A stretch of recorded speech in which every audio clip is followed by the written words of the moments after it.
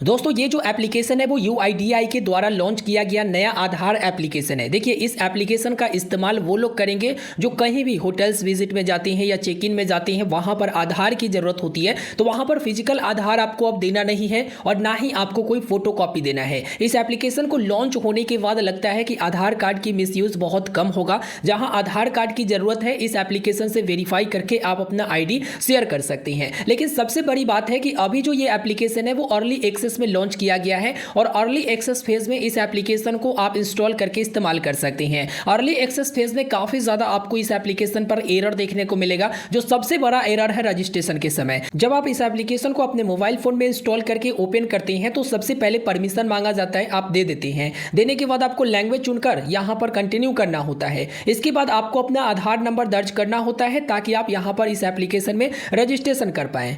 आधार number दर्ज करके आप यहां पर कंटिन्यू ऑप्शन पर क्लिक करते हैं। ये एसएमएस के लिए रीडायरेक्ट करता है। 1947 पर आपको एक रजिस्ट्रेशन के लिए एसएमएस करना होता है। अब ये जो एसएमएस है ना वो आपके रजिस्टर्ड मोबाइल नंबर से होना चाहिए और आप यहां पर एसएमएस को सेंड कर देते हैं। एसएमएस सेंड करने के बाद जब आप बैक आते हैं तो यहां पर प्रोसेस लेता हुआ आपको दिखाई देता है। कई दफा यहां पर रजिस्ट्रेशन आगे बढ़ जाएगा, रजिस्ट्रेशन हो जाएगा, लेकिन अब ज्यादा लोग इसे इस्तेमाल करने लगे हैं तो यहीं पर आपको एरर देखने को मिलेगा। एरर नंबर 1, यहां पर अगर दूसरा मोबाइल नंबर से आप एसएमएस सेंड करते हैं तो रजिस्ट्रेशन नहीं होगा। यह बता देगा कि आपके आधार कार्ड के साथ यह मोबाइल नंबर लिंक नहीं है। इसलिए जिस मोबाइल फोन में आप इस एप्लीकेशन को इस्तेमाल करना चाहते हैं उस मोबाइल फोन में आपके आधार लिंक मोबाइल नंबर लगा होना चाहिए और उसी से आप एसएमएस को सेंड करेंगे, तब जाकर यहां पर रजिस्ट्रेशन हो पाएगा। एरर नंबर 2, देखिए यह टेक्निकल इशू आपको बताया जाता है और टेक्निकल इशू के कारण आप लोगों का रजिस्ट्रेशन आगे नहीं हो पाता है। शुरुआती तौर पर यह एप्लीकेशन अच्छा खासा काम कर रहा था, जिसके ऊपर ऑलरेडी डिटेल में मैंने वीडियो भी बनाया है कि अभी इस एप्लीकेशन पर क्या क्या फीचर दिए गए हैं।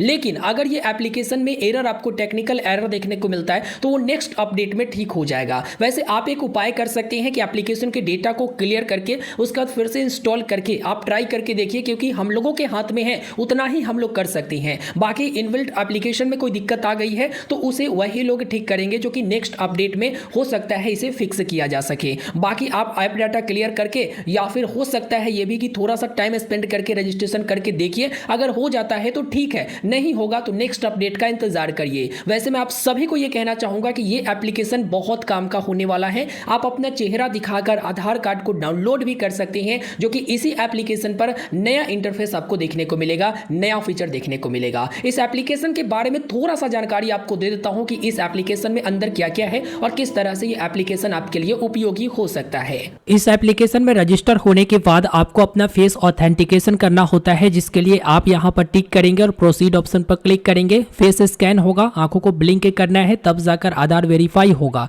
6 डिजिट का आपको पिन बनाना होगा, यही पिन से आप लॉगिन कर पाएंगे तो आप पिन बना लीजिए। उसके बाद ये क्यूआर कोड आपका आधार कार्ड होता है और इस क्यूआर कोड के पीछे आपके आधार कार्ड में उपस्थित सारे डिटेल्स होते हैं, जैसे आपके नाम क्या है, डेट ऑफ बर्थ क्या है, एड्रेस वगैरह, आधार नंबर सब कुछ रहता है। मास्क आधार और लॉक बायोमेट्रिक का भी ऑप्शन मिलता है और बहुत जल्द यहाँ पर डाउनलोड आधार का भी ऑप्शन आपको मिलेगा। देखिए इससे फायदा ये होता है कि आप किसी को भी शेयर करना चाहे तो अपने आधार कार्ड क्यूआर फॉर्मेट में शेयर कर सकते हैं। अगर क्यूआर कोड स्कैन करने की बात आती है तो जब भी होटल्स या कहीं आप जाते हैं चेक इन के समय तो वहां पर एक क्यूआर कोड लगा होता है। उस क्यूआर कोड को स्कैन करके आप अपने आधार कार्ड की डिटेल शेयर कर सकते हैं और वेरीफाई कर सकते हैं, जिसमें आपको फिजिकल या फोटो कॉपी आधार कार्ड की देना नहीं पड़ता है। इस तरह से आप वेरीफाई करते हैं। ये एप्लीकेशन खास तौर पर इसीलिए लाया गया है ताकि आपको अपना फिजिकल या फोटो कॉपी किसी को देने की आवश्यकता ना पड़े।